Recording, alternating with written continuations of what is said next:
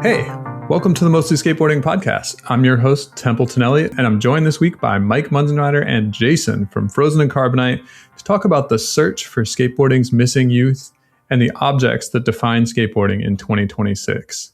Emily Keegan is one of my favorite interesting people to follow on Instagram, and she wrote for the New York Times this week about the 25 objects that explain America. So this topic was inspired by that piece. Skateboards and skate shoes have remained roughly the same for the past 30-ish years, but the objects around skateboarding have been in flux. So we thought it would be fun to empty our pockets and examine the objects that define skateboarding in this current moment, 2026.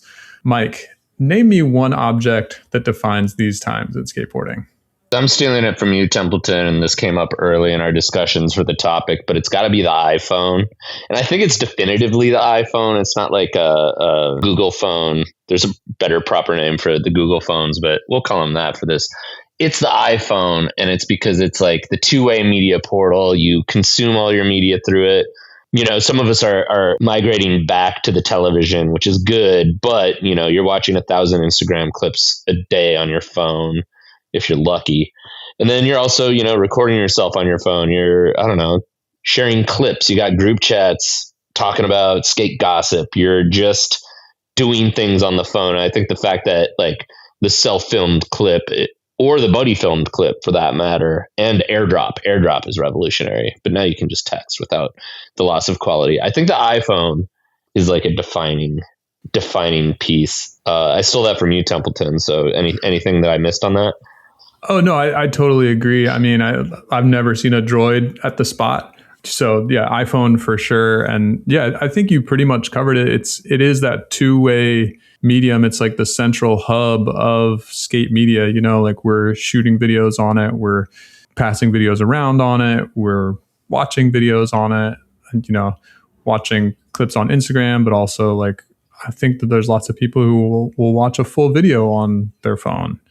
So it's just, and I think the iPhone or the smartphone more broadly is kind of a central object of our times broadly, you know, outside of skateboarding. So yeah, I think number one for sure. Jason, what object are you going to place in the museum, the 2026 Skate Museum? First thing is, this is the only item that appears both on Miss Keegan's list and on ours. It is Realtree print garments, the particular brand of camouflage, whether in hat, definitely a lot of hats, shirts, pants, like Huff made some. I haven't seen them in the wild yet. I mean, a lot of people hunt out here. I mean, you could say it's like hunting stolen valor or some shit, but yeah, it's been a pretty big thing for a few years, actually.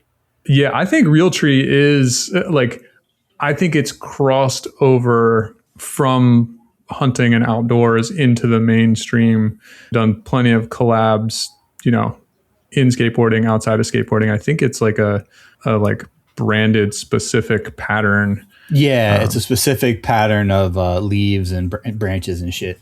Yeah. Yeah, it's the same across the board. That's funny to think about. Can you think of notable appearances of Realtree? Like you said, Huff did some Realtree pants, which for some reason I feel like I could rock, which is like way outside my wheelhouse, but I'm like, yeah, I could maybe rock that. First thing that came to mind for me was the Village Psychic granite hat, which is Realtree, and then it just says granite on it. Yeah. Still trying to make that hat fit my head. We got to think of a cool word to put on a hat and sell. I got one. I'll tell you later. All right. Yeah.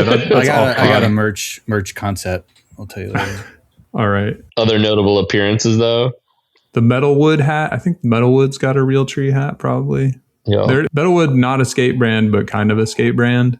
Could it be maybe Dave Baczynski's hat? He's had the same camel hat for like 20 years though. He rocked like a Blueprint hat for like forever. Yeah. Never rode for Blueprint. Just the hat was perfect, I guess. Shout out Dave Baczynski. He definitely was an early adopter of the whole like fucked up on purpose hat. Yeah. Which is huge. I should have put that as one of mine, like a fucked up on purpose hat. I'm a big enjoyer of the fucked up on purpose hat. Yeah. Sure. All right, Templeton, you're up. Maybe top of my list is the tripod. You know, I think that's really a big part of the current moment in skateboarding forever. Like filming has almost been a part of skateboarding since like the 90s, like where like regular skaters are out filming all the time. That's probably started in the 90s, and it's just been a part of skateboarding ever since.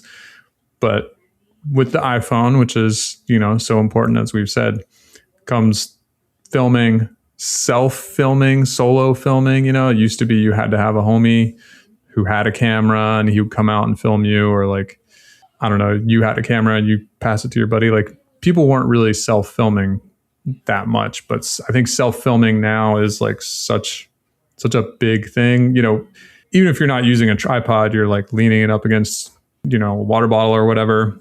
It's just such a big part of skateboarding. I mean, you got Ryan Lay, Brad Cromer, Oria, like they're all just out there solo filming with a tripod. I think I've said this on here before, but there's like it's like 41112, 41113, where Jamie Thomas does a ollie frontside over like a double set rail. And I'm pretty sure that it's like a camera on a tripod, like he's self-filming. One of those rare clips from back then. That would be wild. I mean, it's a static shot, when it's a static long lens shot from an era of like fisheye and dynamic camera. So yeah. One thing real quick, shout out Templeton for putting me on to the Gorilla Pod, which is like, there's a specific brand of, you know, quote unquote Gorilla Pod, but there's also other brands that do the same thing. It's like a tripod, but the legs are like bendable. So you could, for example, like if there's a tree branch and you want to get the angle from there, you could like bend the leg so it's like hanging from the tree branch, kind of shit like that. That's a good one. Yeah. If we're doing free endorsements, I've got the pocket tripod, which is like, it's basically the size of a credit card, and then it kind of flips and folds, and it's a nice little stable stand. Yeah, I mean, it's still a tripod, but it has neither pods nor tries. It's just a flat little thing that has a slot for your phone, and it films nicely, and you can get some decent angles out of it. Can't put it in a tree, but it's still a good one. I'll bet you could if you tried hard enough. I mean, I've stuck it in chain link fences before and stuff. It's just, you know, different techniques for that one. Yeah. Since we're talking tripod technology, my current favorite like camera holder, I've got an old tripod from my uncle. My uncle gave me all his old photography equipment. I've got an old one with the telescoping legs where you just pull it out. Wouldn't trust my like full size camera on it, but works good for the iPhone. And then to grab the phone, I've got this, it's full metal phone holder from a company called Obin. It's the ASPTA-20. I've got it in my hand right now, and it's super stable. It can work like kind of by itself, just like for a low angle, or you can, you know, attach it to a tripod for all the options. But it's like some pro shit. So I'll link to all this shit in the show notes. You remember how they talked about tripods in the Iliad? I do not. Did they really? Yeah, I don't know. I still haven't quite figured that out. I'm going to do one.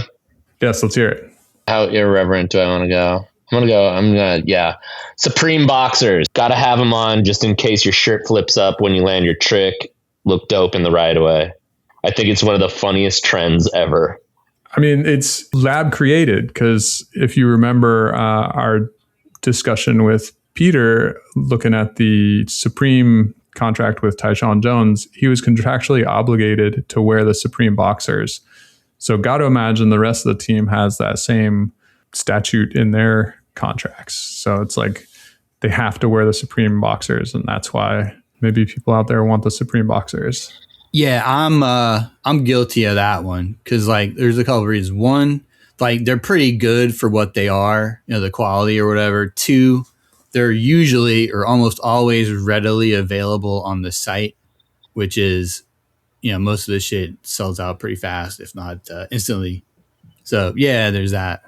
Yeah, I was just talking to one of the young rippers in town, and he was kind of like, yeah, so-and-so wears Supreme boxers, so-and-so does, and yeah, trendy underwear. But if they're gettable and they're good, I pass no judgment. I got Patagonia boxers on right now, and they stopped selling them because I think they figured out that a lifetime warranty on underwear is a bad business venture. Yeah, for sure. You got me wanting to try the Supreme boxers, though. You got to get that sag and then have your shirts flip up on a crook pop over, dude. Yeah, my shirts aren't flipping up enough to get the box, I guess. No, another thing with them is like some people who rock them, like they don't fit into the like box of like the Supreme customer. You know what I mean? They're not like that type of fashion person, or you know what I mean? Right. Like that. Yeah. I mean, I was just talking uni boxers on here. Now I'm like, do I need to stop being judgmental and just try some Supreme boxers? Supreme's in the box. We'll do a product review. Yeah, us middle-aged homies, we're gonna sell you some shit. Yes. Jason, what's next on your list? My next one is, well, just like podcasting does, skating makes you hungry. And where the scares, like Taco Bell is cut, it's out of here. Plus, like, it's pretty much just as expensive as a sit-down restaurant now. My next item is the old Whole Foods hot/cold bar container, that clear plastic thing that you get to hook up the Whole Foods hot and or cold bar. I think that is like the meal, the skater go-to meal now. It used to be, this was probably like 20, maybe 25 years ago. Like after a certain time, like 8 p.m. or whatever, it was half price. But I don't think they do that anymore. Price sounds nice. Yeah. Do you see a lot of those containers littering the skate spots around Richmond? Like, plus another thing is like a lot of skaters now are like vegetarian, vegan or whatever. Plus you can pretty much find one in any city center, especially if it's a college town like Richmond or what have you. So yeah, the old Whole Foods hot container is a good one. Yeah, kind of reliable eats. You can, definitely. whatever city you go to, you can go and find a decent meal at the Whole Foods hot cold bar. Mike, do you eat from the hot cold bar after the session? I'm more of just like a grab, the pint of blueberries. I'm more like loose food. I don't have a go-to. Got it. I've gotten many a salad. I've had slices of pizza. Now you got me actually thinking. Yeah, I mean their pizza's pretty good too, which may or may not count, but I back it. Sure ain't Taco Bell anymore, which is a damn shame because, like Jason said, it's basically sit-down restaurant prices. And God, I love me some Taco Bell every now and then, but I'm like, it has no caloric value, let alone nutritional value. It's a bummer. Yeah, God, I missed the like 69-cent soft taco. Yeah, dude, any menu item with a 9 at the end, below $1, whatever, 99-cent, 89-cent, whatever. Yeah, that's a thing of the past. Is it my turn? Are we back to me? I think it's your turn, yeah. All right. So I'm going to say the rub brick is an essential item in 2026. Used to be you just like wax whatever ledge and just work it for however long you had to work it until it became a skatable ledge. But now the secret's out. There's a process: rub brick, clear coat, then wax, and then skate, and it's like perfect. So that's kind of where we're at these days. You can't just simply hit the ledge with some wax and think that it's going to work. Yeah. Remind me to ask you for if I forget, ask you for your ledge recipe again. I think I've asked you like 5 times or something. Yeah. I mean, really just hit it with the rub brick. I got one off Amazon that kind of sucks. So I would go to like, Home Depot or whatever and get one that's like pretty good. The one from Amazon, it's like a little too porous. You want something a little like sturdier, kind of cinder block consistency, which you can use a cinder block as a rub brick if you don't have a rub brick. Then my clear coat is I use Minwax polyacrylic is what I use, and I brush it on, or I actually use like a little mini roller. I just Writing that down. Okay, Minwax polyacrylic. Yeah, you get better coverage. You only need to do one coat, and you're good to go. And then once you do that, hit it with the wax, and you're sliding. All right, thanks. I mean, yeah, I think I'm gonna piggyback off of Templeton's rub brick choice with my next choice, which is just as I have it in my notes in all caps. Gear. So we're talking like leaf blower, A-sign, Bondo, wax, rub brick, clear coat. Like people can carry a lot of shit nowadays. Whereas like coming up, I feel like I would always joke like, oh, you got a tool, nerd, just like you can tighten your trucks at will. You have wax. What are you? I don't even know.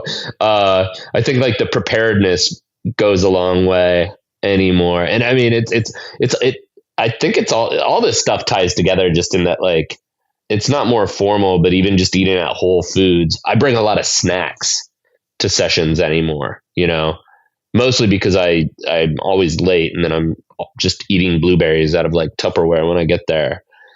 Snacks are another good thing. I don't think they're defining, but like you should bring snacks to the session for sure. Yeah, for sure. Because if you go to Whole Foods, you might end your session, but a little Cliff Bar or something can power you through a couple more hours of crooked grinds.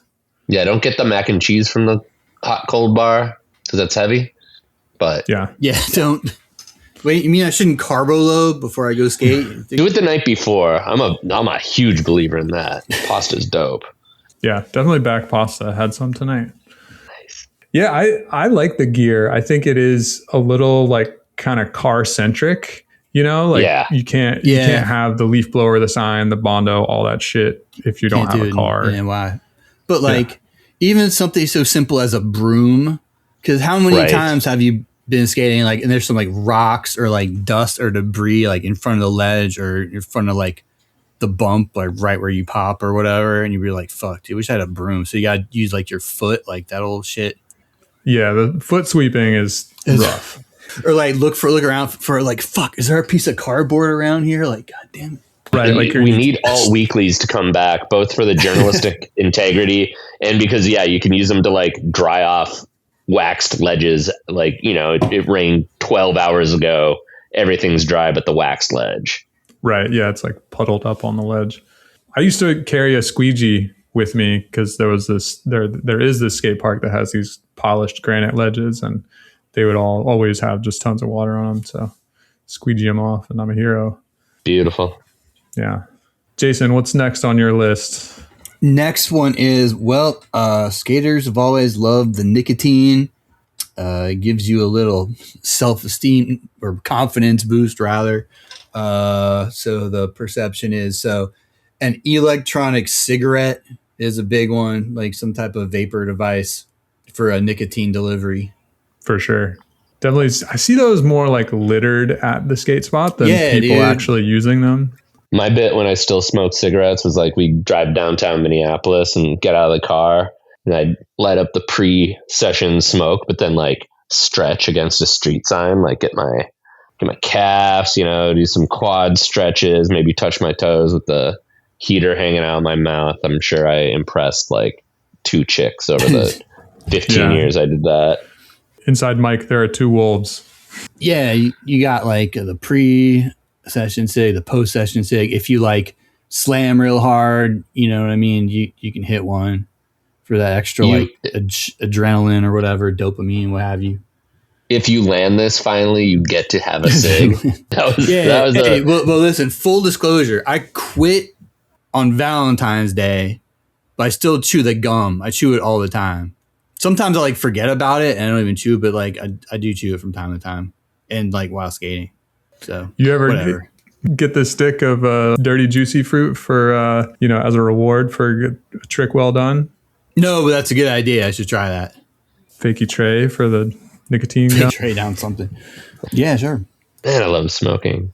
Kind of related that I just thought of. You could put legal weed in kind of the same category. Oh yeah. Depending on where you live, I think it's like, dude, I don't know. Is it legal everywhere? Kind of de facto, if not, Yeah. I mean, you'd have to be a big asshole. Well, yeah, you'd literally have to be acting like a real asshole to probably get all jammed up for weed in many places. But I don't know. I haven't been to like definitely in Portland. Like, forget about it.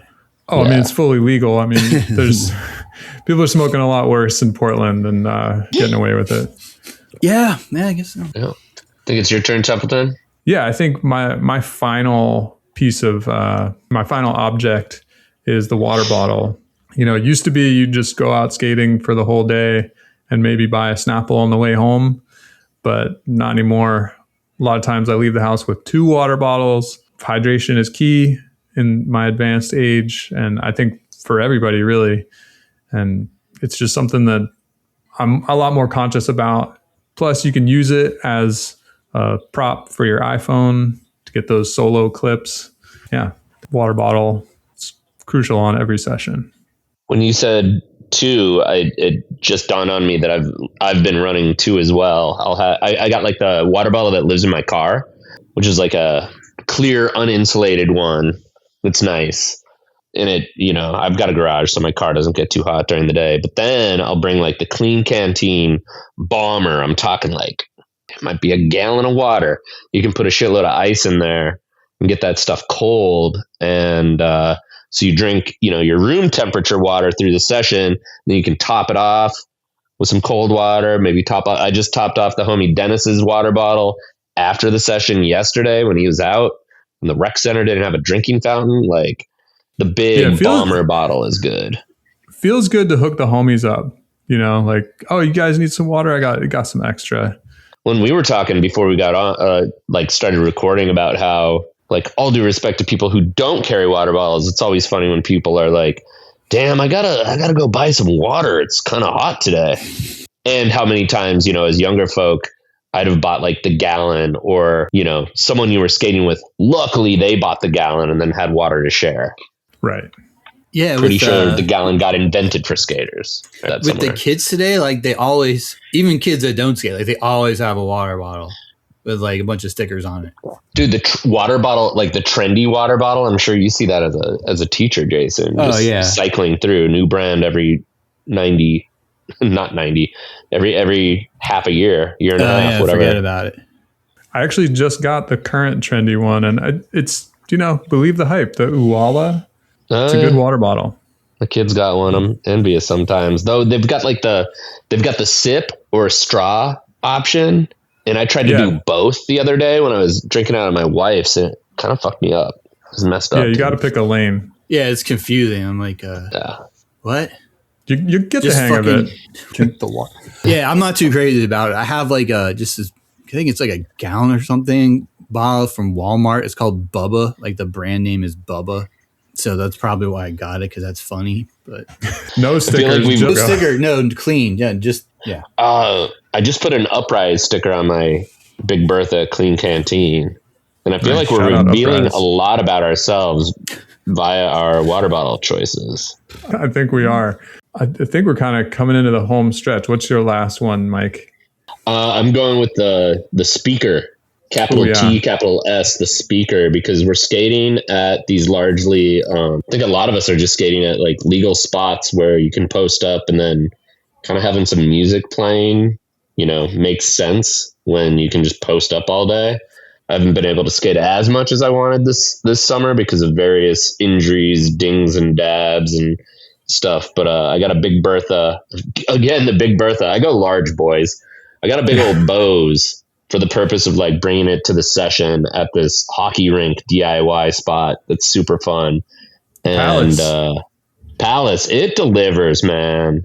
You know, you can be by it and it's not super loud, but then you're at the other end of the rink. You know, no offsides worries there, and you can still hear the music. It's glorious. So if you can invest in a good speaker, I'm down.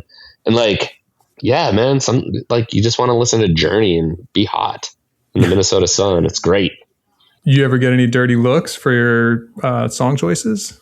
I mean, God, this kind of like follows into the next topic. You know, there's not often a ton of people there to give the dirty looks, but no, so far we're okay. Have either of you rolled up to the spot and been like, oh, fuck, these guys have terrible taste? Like, yeah, definitely, 100%. Which is my big fear of bringing a Bluetooth speaker to the spot. Like, someone's gonna be bummed out about whatever I put on there, which might be might be like some house music, like mix or something. Like that sounds sick, though. Yeah, but like someone might hate it. You know what I mean? I think you got to boombox carefully. I think. Yeah. Be courteous. I mean, you can't go too crazy. You gotta there's certain skate lanes that I think are pretty self-explanatory or, pretty self-evident. I was at the Madison skate park 2017, first trip I took after my kid was born. And these like bull Hessians had some hip hop mixtape that you made heavy use of the "damn son, where'd you find this" one. Right, yeah. And it's like, all right, you guys are doing it right. And then like a Wisconsin bull Hessian is such a specific dude, like real legit workwear that was worked in. But yeah, it was pretty sick. Yeah, when it hits, it really hits. So it is a crapshoot, though. I think the speaker, though, is a good community thing. As long as you're not playing like anything too crazy, like I'm not playing no mumble rap or any of that stuff. But you Jason, are that, listeners. Yes. Jason, what's your final object? Final object. Well, I was trying to brainstorm these, and I was kind of visualizing my local DIY. And there's like 3 of these things there, and it's the old Triton barrier. Those are these, I guess, barriers that you usually find at construction sites, and they're designed to be filled with water, so they don't move. But sometimes they're not, and you can use them for all types of shit. Like you can put it like on top of a pyramid, so it's like a bump to ledge. You can put it like perpendicular to the like pyramid, so it's like bump over a wall. You can like construction glue some of that like fake wood stuff on top, to make the ledge, that kind of thing. You take it with you if you have like a van or a truck or whatever, and like add it to like a spot to make a line. Sky's the limit. The only limit is your imagination with the Triton barrier. It's so true. The Triton barrier, there's many plastic barriers, but they're all are not created equal. And the Triton is definitely the cream of the crop. It's the one that's more blocky and less jersey barrier like. So it's got a wider top, and you actually It's basically flip it truck upside width down on the top.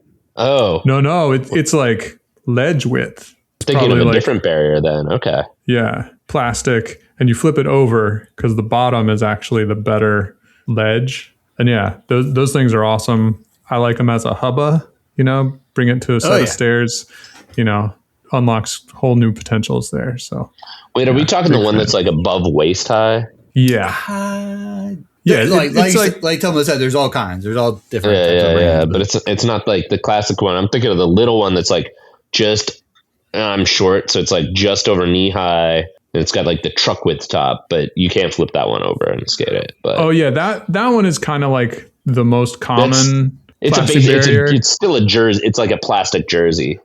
Yeah, the Triton is more just like a block, and it's more ledgy and just it's good. It's really good. Yes, it's how we like it. You've got one more, Mike, which I think is a pretty apt one and a great one to end on. Oh yeah, camping chair. I'm not 100% on board with him, but like it is a super trendy thing to be like, oh, we're showing up and we're gonna have camping chairs. And I think it's more than anything, it's my aversion to like all the gear and kind of car centricness of it all. Because I was thinking how, nothing's better than like pushing super hard down a city street in a downtown area. You can't do that, when you've got your cinder block that you're using as a rub brick, your camping chair, your Big Bertha water bottle, and your speaker. Like that shit just doesn't fly. But I am camping chair. I'm interested. I've got a nice REI one that's like super lightweight, and it's been used like 3 times because I've been camping 3 times. So I got to get it out. Maybe I'll change my tune. Yeah, as far as the camping chair goes, like on regular, like, everyday sessions, I don't think I'm going to bring one because it's too reminiscent of like, oh, we're going to like my kid's soccer game. Like everyone's got a camping chair, blah, blah, blah. Right. However, I have brought them to like demos and shit like that. If you're just like, in the same place for a while. I wish I had had one at Slow Impact. Because that's like that you're just like sitting around a lot, blah blah blah. But as far as everyday skating goes, I don't think I really need one. Yeah, I've heard stories of people like bringing them to Government Center at downtown Minneapolis. Like That's a could you bit roll up much. to back in the day, or even recently, like Pulaski have a camping chair? Like, does that fly? I think people have done that. It depends on like whether you're a local or not. I think you kind of got to read the room. Yeah. That makes sense. Kind of along those lines, I saw a picture once at Pulaski. Somebody brought a box fan and they plugged it in. There was, a plug along the ledge, and I was like, "Damn, that's living." That's hilarious. See, I back that 10,000%. Well, for that spot specifically, like there's no shade except for like the dugout, as they call it, Yeah, during your average day. yeah. I would love to put a fan in. Maybe that'll be in the 2027 list. Maybe we've sparked it. We've been the change we want to see. Yes. Speaking of searching. This week, Dr. Veith Kilberth writes for Bubble about skateboarding's missing youth. He theorizes about where they've gone and what skateboarding is today compared to what it was in the past. Jason, does skateboarding have a youth problem? From where I see it, I kind of think so. Like you hardly ever see, middle school age, early high school age kids out anymore. At least at, the spots I go to. It's basically just, school by my house and the local DIY. Like, it's funny. It used to be like if a kid came up on a session, you're like, everyone would like kind of vibe them or make fun of them. Like, this fucking kid. Now it's like, oh, how can I support you? Like, because there's so few kids starting to skate, like, oh my, like, hi, welcome. How can I support you? It's kind of funny, but. Do you need a new board? Yeah. Do you need some trucks, whatever, blah, blah, blah. But, yeah, I think there's fewer people just like committing themselves to being a skater for their entire lifetime at a young age, or to anything for that matter, which we'll get into later in a little bit. Yeah, and Jason is an educator working with this age group, so he's got like boots on the ground experience in the trenches with this group. Yeah, Mike, what are you seeing in Minneapolis? I'm not seeing. I felt like I early this year saw an uptick in young people. This age group that we're kind of talking about, like Jason said, late middle school, early high school, and around. I thought I saw an uptick, and then it didn't really like stay so much. And it's always good to be back on the what's the matter with skateboarding right now beat. The essay talked about how it's such a social media. We're such a social media forward facing society that people want. Young people especially want that feedback of like, here I am doing this thing and I can get instant feedback. There's a lot of talk about going to the gym and all that.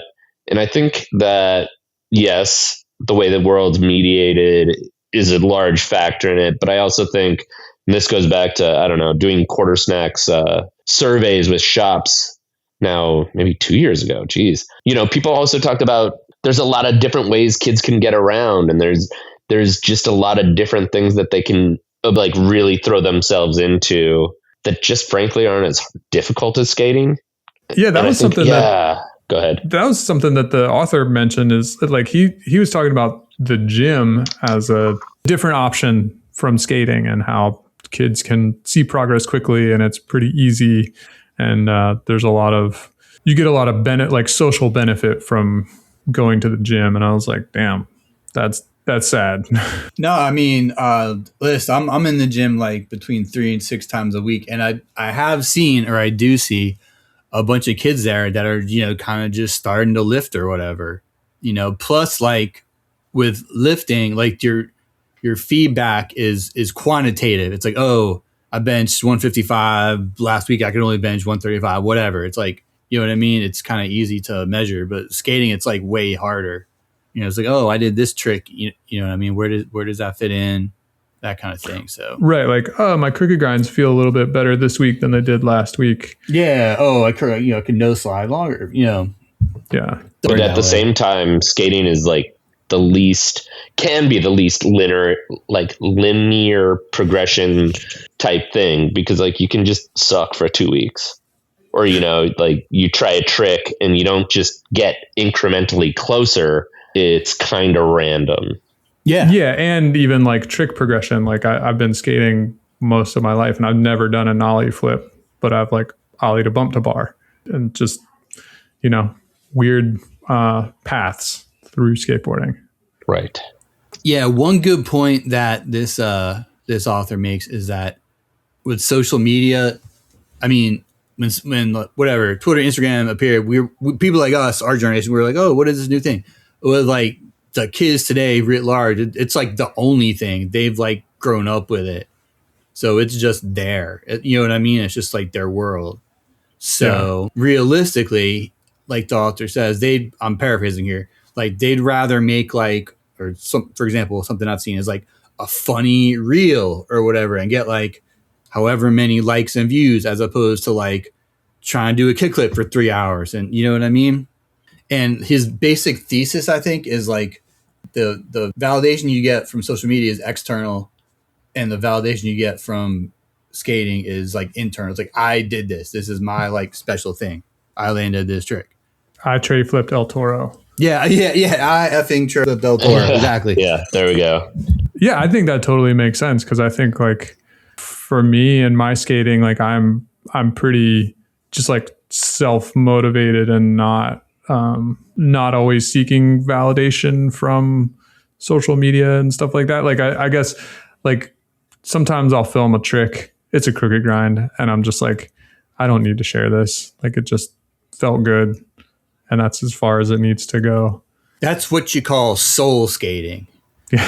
No soul crooked grinding. No camera, no filmer, just fucking, this is for me. This is my trick. I think another thing is that like, especially when it comes to how we came up, the way that skateboarding, quote, and like put it in air quotes, works now is just different. Because my thing, and this touches on kind of Templeton, you had some prompts, just questions, immediately when I started skating, I was just out with this crew and we were kind of like just wandering the suburbs at 13 years old. Just like, okay, I think there's someone's like, there's waxed curbs underneath that bank and we need waxed curbs because that's what you skate. And then, we go down there and we bash board slides for hours, but we were out in the world and bashing board slides was part of it. Nobody ever landed them. I remember the specific session, but then, we like went and stole candy and then we, got lost for a while and then we did whatever. And, kids, I'm trying to foster a different mentality with my kid who's 9 going on 10, but it's in the, it's kind of a media trope by now. So who knows how true it is. Truly, kids don't just go out and wander around anymore and be out there unsupervised. And skating really allowed you to do that. And, if you're going to the skate park and even just getting dropped off by your parent, there's still other parents there. Even, the indoor parks that I grew up going to, that was a parent-free zone. And I think that appeal has been lost. That's the space, right? Your neighborhood, the schools, the curbs, whatever, is kind of wandering around. Like, doesn't happen that much anymore. Like, it's I think the online gaming space has taken a big chunk out of that. Like, I've seen it in my own house. Like, that's where people meet up with their friends and like talk shit, whatever, blah, blah, blah. So that's a big thing too. And like, have y'all seen like a reel on Instagram or whatever with like that clip from kids when they're kind of like walking down the middle of the street? And it's like, this was what life was like in the 90s. Kids just kind of walked around and did stuff. And it was bad. It was actually bad. Yeah, it was like fucking crazy. Like they just walked around the town. But that's what's so great about skating is like it gives you a purpose for walking around. Like you're just wandering around or like hang out behind a grocery store. You're like, what's behind, the store down the street? Like, or what's behind the schoolyard? Like, it gives your adventure a purpose or like a goal.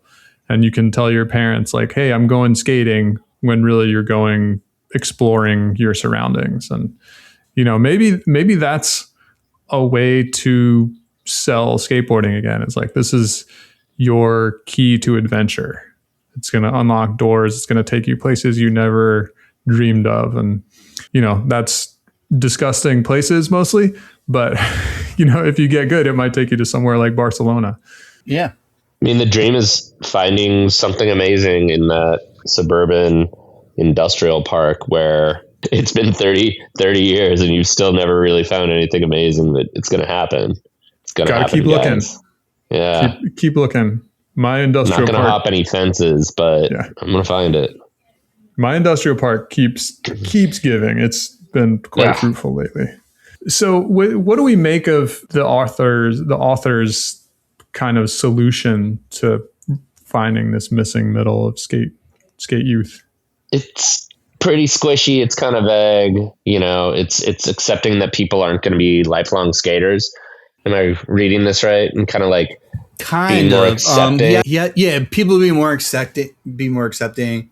He has a couple different avenues there. One is just like emphasizing the community part of skating. Like it used to be, or it still is, or whatever. The usual path to being a skater is you're a grom, you suck.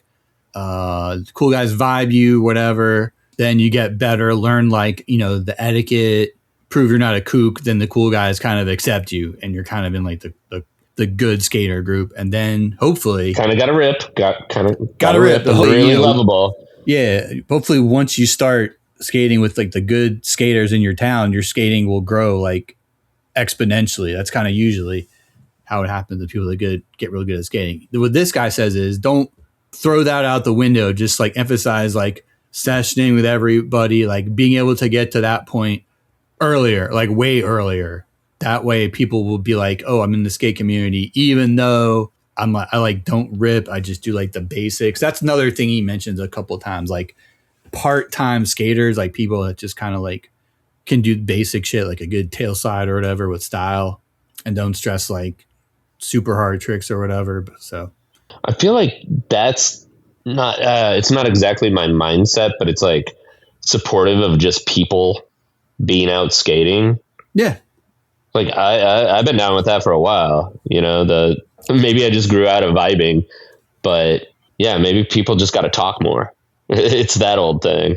Yeah. And like the thing is with, you know, the usual demographic aren't like the most like social or like, you know what I mean? Outgoing, welcoming to people they don't know, that kind of shit.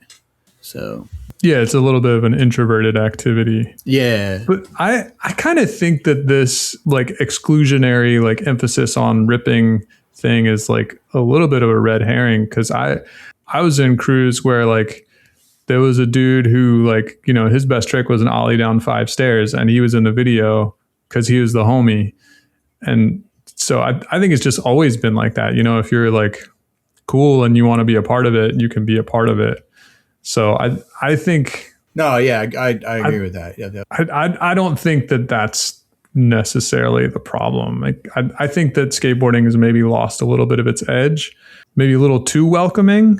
You know, the author talks about you know, getting dropped off at a class, like a skateboarding class and stuff, and that's like not where you necessarily find your passion. I think it just lies with like finding your people, finding your crew, and I don't know how to foster that, I guess. Yeah, I mean, like, yeah, I think like the Snack Man from Core Stack said, like skating is just pretty much like organized hanging out. Like you're mostly just hanging out, right? Unless you're on like a hardcore like, you know, video mission, you know, which isn't that high of a percentage of skating, very small. Well, and that plays into what I'm thinking right now is that there's almost too many skate parks and not enough people to populate all those. You know, you go to XYZ skate park at whatever time of day, and maybe there's, you know, a population of skaters who want to get up early and go skate, but there's so many skate parks, they're all just going to their place. This is my low key anti skate park stance. No, I think that makes sense. It's good when there is a limited number of options and then it funnels people to the same place. I think it like accessibility has been kind of a low key negative factor in terms of people being able to get together. Because I grew up total sense. No, that's a good point. Well, like, you know, we had the one indoor park here forever, and everybody skated together all winter, and that's when the scene here in the Twin Cities was at its best. Yeah, I really think that this makes a lot of sense, and I think that there have been times where there have been street spots where it's like, you know, if you go to PCC on a Sunday everybody who's anybody is going to be there at some point in the day. So you can just go, you don't have to make plans. You just show up and you're going to know somebody. And that was great. And I feel like I just don't have that anymore. And there's definitely too many skate parks around to be able to just roll up to one and expect to see all the usual suspects. So yeah, let's tear down these skate parks. Tear down. No, that was the best. Like, or any scene where you have a like a spot like that, like Love Park or whatever, or even like the Foundation spot that was here in Richmond, like fucking 16 years ago. Like, yeah, Hippo Land. It was awesome because you go there and be like, oh, there's always someone skating. You know, it'd be like whoever, might be Gilbert or whatever. You know, or like right, like you see like the best skater in town, like fucking ripping. Yeah, and you're like, what the, damn. But yeah, if they're without a spot like that, the really good people are kind of hidden. Yeah.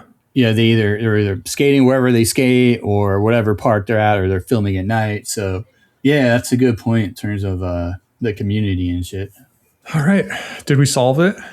Well, another thing that he mentioned in terms of like really getting people like hooked on skating, I think he talked about like the branding, like soft goods and shit, like the different symbols, like they don't really hit like they used to. Like when I think about like what really got me into skating, it was like Gon's face, that shirt, that board, whatever, the Lucero or Recule, like backward shirt, even like the Plan B logo, shit like that. And he says like the skaters give that shit meaning and make it cool. Like the young people, whatever, 15 to 25. And like, you don't really see that anymore. There's no real like symbol except for like maybe box logo or whatever, but maybe not. It might have been like diluted someone out, but I mean, there's no real like symbol or like iconography that you can point to.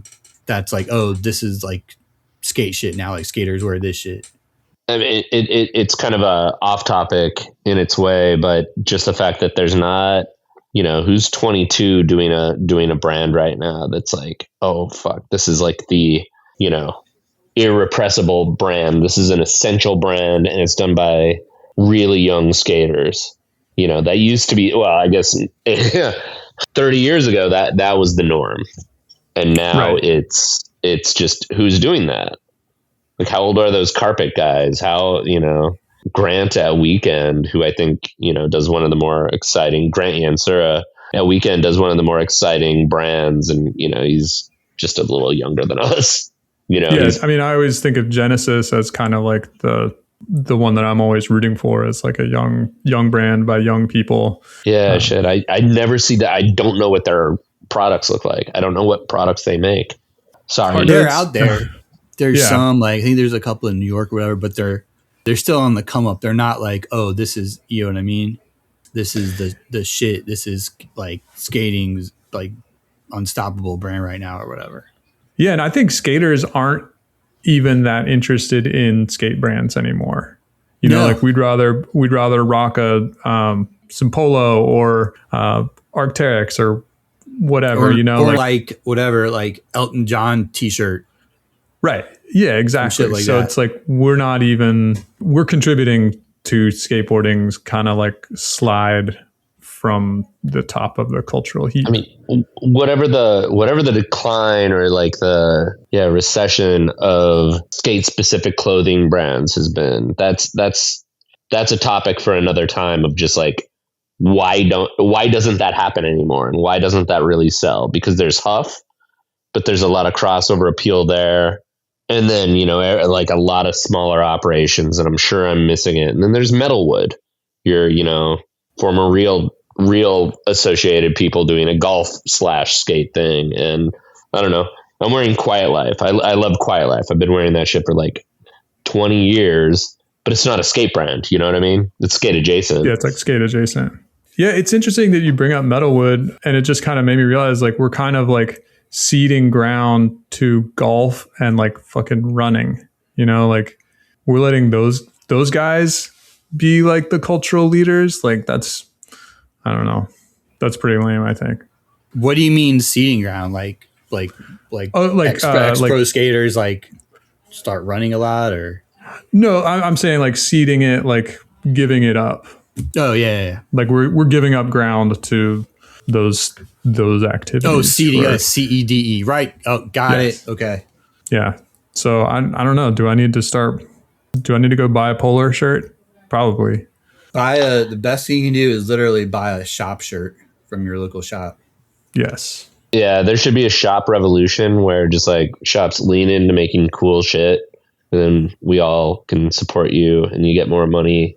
I feel like shops could like band together and do something together. Like, all right, we're all gonna, make pants, and then everybody gets to put their tag on it or something. Free idea out there. I mean, I do love it. actually. I do have some kinetic skateboarding pants. Shout out Kinetic, they're pretty dope. Nice. I love it. I don't fuck around with the pants, so I wouldn't say they were dope if they weren't. Serious pants owner. No, I do like it when you can pick up like another shop's gear at your home shop. For a while, Right. like Sky High stuff would just be at Familia for sale for whatever, and that's really dope. And I think that like kind of cross cultural spermation, to use a terribly ridiculous word, is good. It's like flowers, pollination, all that. That's what I meant by sperm. Yes. Well, I would be super stoked if there was a skate shop gear revolution and that became the new cultural high point. And that brings us to the part of our show where we talk about what we're stoked on. Jason, what are you stoked on this week? Stoked on Venture Trucks out of San Francisco, California. Stoked on some recent park footage, prefab park footage, actually featuring Mike Carroll and Scott Johnston. Is delightful, especially if you like footage of those guys, grew up watching them skate. Stoked on, this was a while ago, but whatever. Stoked on a Welcome to Chocolate Skateboards part from Leo. An astute YouTube commenter said he's quote unquote, he's like the entire chocolate team throughout the years in one skater. Statement that I agree with. And today, the 26-27 NBA schedule dropped. Stoked on that. Got a couple dates circled on my calendar. Let's go Washington Wizards. Mike, what are you stoked on this week? So I'm very stoked on the Dr. Scholl's plantar fasciitis arch support sleeves, which I have been using this week, and they have saved me from pretty intense and pain of my right heel, which is basically just rebelled against me as a body part. And it was like, oh yeah, you're fucked. And that's been for the last month. But I finally, it's funny when we're hurt sometimes, we're like, I'll just let it figure itself out. But I've been like icing and stretching and trying all these different things. I'm finally like, oh, a wearable solution. Dr. Scholl's has it. So stoked on the Dr. Scholl's plantar fasciitis arch support sleeves. Great product. Also stoked on Willie Staley in the Times Magazine that came out this past weekend.